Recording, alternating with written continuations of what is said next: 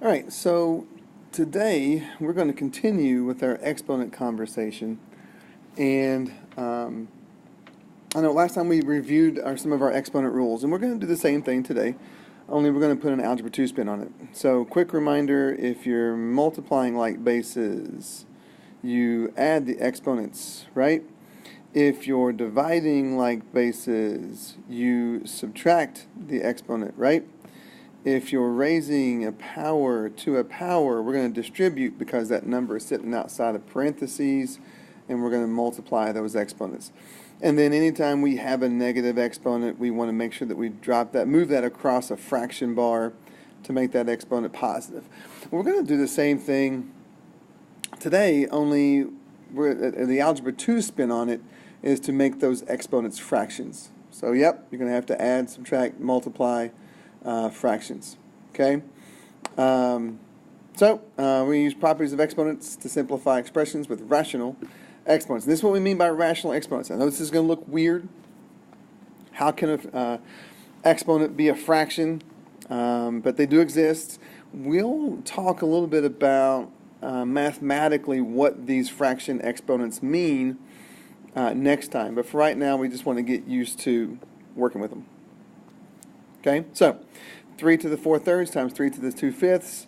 We're going to multiply these like bases, which means we have to add their exponents. So come over here to the side. This is what I usually do just to kind of organize my work and add those two fractions. Remember that when you add fractions, you have to have like denominators. So make these both have a denominator of 15 by multiplying numerator and denominator by well, for the first one by 5, so you get 20 over 15. The second one by 3, so you get 6 over 15. And you add these and you get 26 over 15. So this turns into 3 to the 26th over 15th power. Remember that when you multiply when you're multiplying two exponents that have numerical bases, you do not change the bases, right? That doesn't become 9 to the 26th over 15th. It stays 3. Keep the base the same. We always keep the base the same. Okay? And for now, we're going to leave our rational exponents just like this. Simplifying them can come in some other time. All right? Same thing here. We're going to take 1/4 plus negative 2/3. Make these common denominators by multiplying the first fraction numerator and denominator by 3. By 4 for the second guy. We get negative 5 over 12. So this is going to turn into x to the negative 5 over 12th power. Okay? But remember, you cannot have a negative exponent, so we're going to drop this guy into the denominator and make this 1 over x to the 5/12. And that's it. That's all there is to this, really. You have to remember how to add and subtract fractions, of course, but that's it. And a friendly reminder, on your test, you will not be allowed to use those scientific calculators that will add and subtract fractions for you. So you're going to have to know how to do this by hand. So make sure that you're practicing that. Okay? Go ahead and try number 3 here. You can stop the video and check out the answer.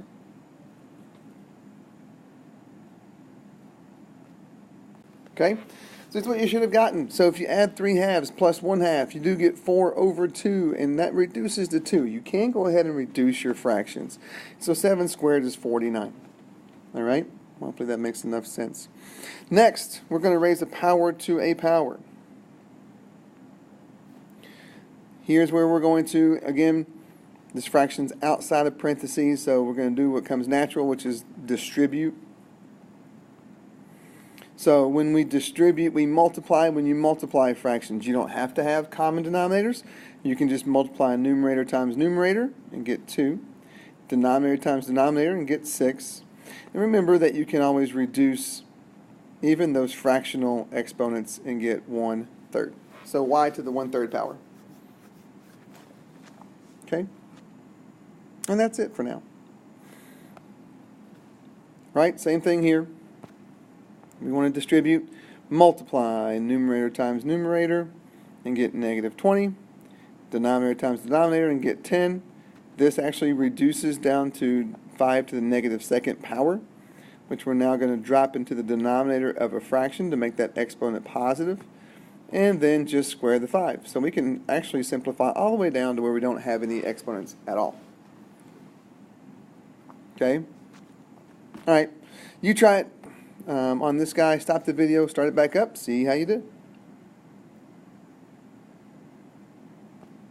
Okay? Should have gotten x to the 10 thirds power. This is why you're going to multiply 5 times 8 and get 40, 4 times 3 and get 12. 40 over 12 reduces to 10 over 3.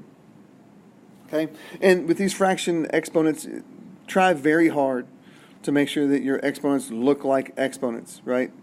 I don't want to turn this into a mixed number all of a sudden and get x in 10 thirds, right? Doesn't make any sense. So try to float those fractions up there as an exponent. All right. Now we're going to divide like bases. When we divide like bases, we subtract exponents. Remember, this has an exponent of 1. So we come over here and we're going to subtract 1 minus 1/3. Got to get a common denominator. This denominator for the 1 is 1 over 1. So multiply that guy by 3 in the numerator and the denominator. And you get 2/3. So, and the same thing with numerical bases. When you divide, you leave the bases the same. So you get 7 over 2/3. And that's it. Nothing else we can do. All right?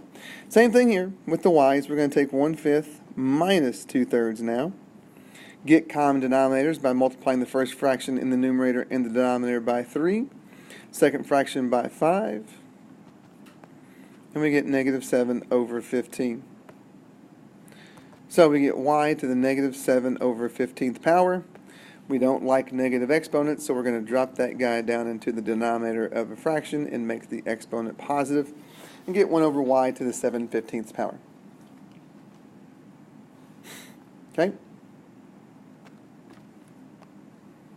Try 9 and see what you come up with. And you should have gotten 1 over 5 to the 1/2 power. Just subtract 1/2 minus 1. Okay? All right. Now we're going to combine a couple of operations here. No big deal. We've got like bases inside the parentheses that we're multiplying together, so we want to add those exponents first before we do any kind of multiplying, distributing with the negative 6, right? Common denominator is 6, so make this guy 3 over 6 plus 2 over 6, which gives us 5 over 6. So in the parentheses, we get m to the 5/6 power, raised to the negative 6th power. So now we're going to multiply, right? Numerator times numerator, denominator times denominator, and we get m to the negative 30 over 6 power, and we reduce that to m to the negative 5th. Drop that down into the denominator to make that exponent positive. And the moving of the base to make your exponents positive, do that at the very end, right? Don't move negative exponents until you're completely done. Sometimes those negative exponents will get multiplied out, and you don't have to worry about moving them, and you don't want to move things twice, 3 times, whatever, so just wait to move them until you're completely done. All right. Another one. Like bases inside here that we're multiplying together, so we want to add those exponents. So 3, the like bases are already there, so we get negative 2 to the 4th power. That we want to raise to the negative 2nd power. Now you want to multiply negative 2 times 2, 4 times 1, and this is what I'm talking about, right? I didn't want to move that negative exponent right before I multiplied, because now when I multiply, those 2 negative exponents become positive. It turns out I don't have to move anything anyway, right? And so 4 over 4 is just 1, so 3 to the 1st power is 3, and there you go. Okay? All right. Try this guy. You can stop the video, start it back up, and check your work. And hopefully you got x to the 16 over 3rd power. Okay? All right. Hopefully this is all making enough sense. Now, we do want to take a couple of minutes to review how to simplify radicals and how to work with radicals with different root powers, right? There's a reason for this. There is a tie between radicals and rational exponents. We'll make that tie next class. Okay, but for now, try to remember how to simplify this. If we are multiplying two radicals, the first thing we have to make sure of is that the index is the same for both, and they are. And then we just follow our rules. Inside times inside, outside times outside. So we get the fifth root. X to the 11th times x to the 4th is x to the 15th. And then because it takes 5 to break one out of jail, we can take that exponent, divide it by 5. 5 will go into 15 3 times with none left over, so 3 x's come out. There are no x's back in. And so the radical drops off and we just get x to the third power. Okay? So hopefully that's all come flooding back, these memories from doing this last semester. All right, same thing, fourth root. The index is the same, so I'm going to go ahead and multiply inside times inside, get x to the 4th, y to the 8th. Now it takes 4 guys to break one out of jail, so we're going to divide the exponents by 4. 4 will go into 4 one time, so 1x comes out. There's none left over, so no x's go back in. 4 goes into 8 2 times, so 2 y's come out. There are none left over, so no y's go back in. And so we just get x, y squared. Okay? All right. Now a couple of review problems where we're dividing like radicals. And remember that we can always rewrite a fraction that has 2 radicals in the numerator and the denominator, so separate, we can always merge them together to make one big radical with a fraction inside, or vice versa. If we have a fraction inside of a radical, we can split it up and try to simplify from there. It really just depends on what makes the most sense.